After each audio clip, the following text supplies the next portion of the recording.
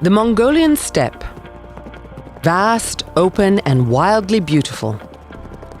But environmental degradation means that these days it can viably support only half of its 60 million animals.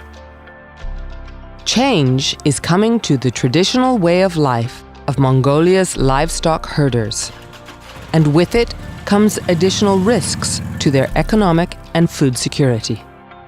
Herders like Daiva may have a motorbike to help cover the terrain, but with only a limited number of animals, his livelihood and food security are precarious.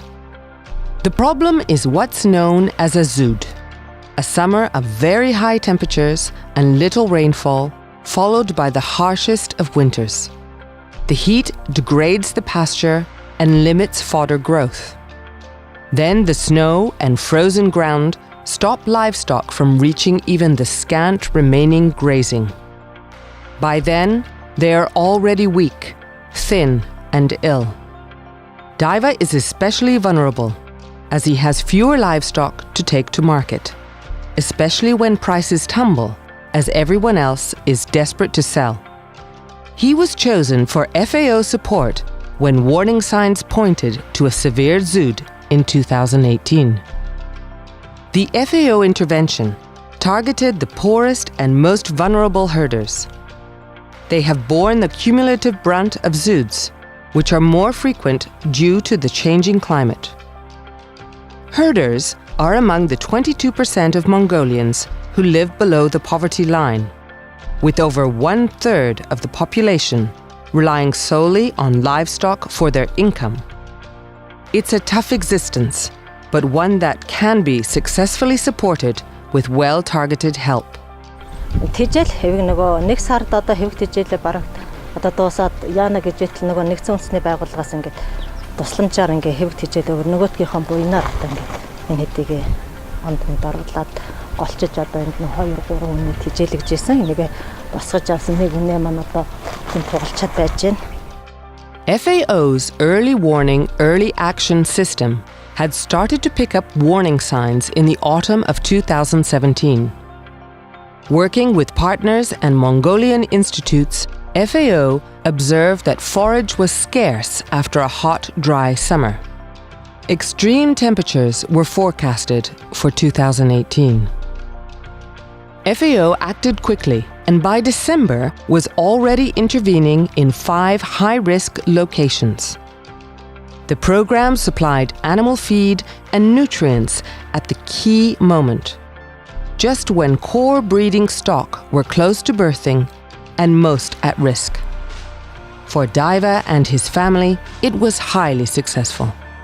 Төсөл хамрагцсаар ерөнхийдөө их хэрэг болсон шүү. Одоо яг манайх намар бэлдсэн тэжээл юугаа бэлдсэн юм аа яг дуусгаж төгчжсэн. Тэгээд энэ төсөл хамрагдаад төслийг өгсөн малын тэжээл мэлийг аваад их бараг нэг бэлдэж санаас илүү чадaltaй л байна. At the same time, a program of controlled destocking reduced the size of herds, enabling the most productive animals to survive.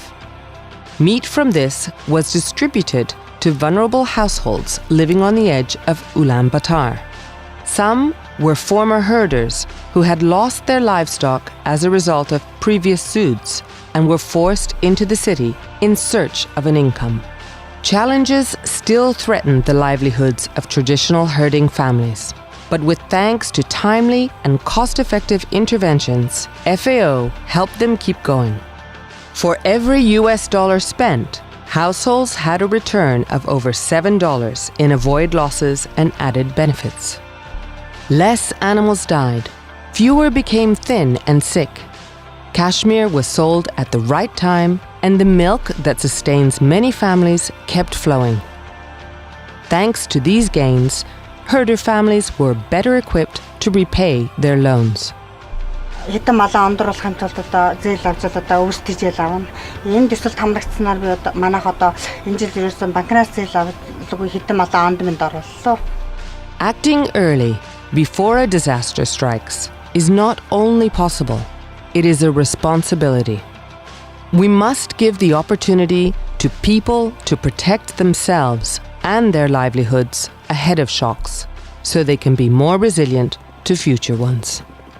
Now is the time to change the way we manage disasters.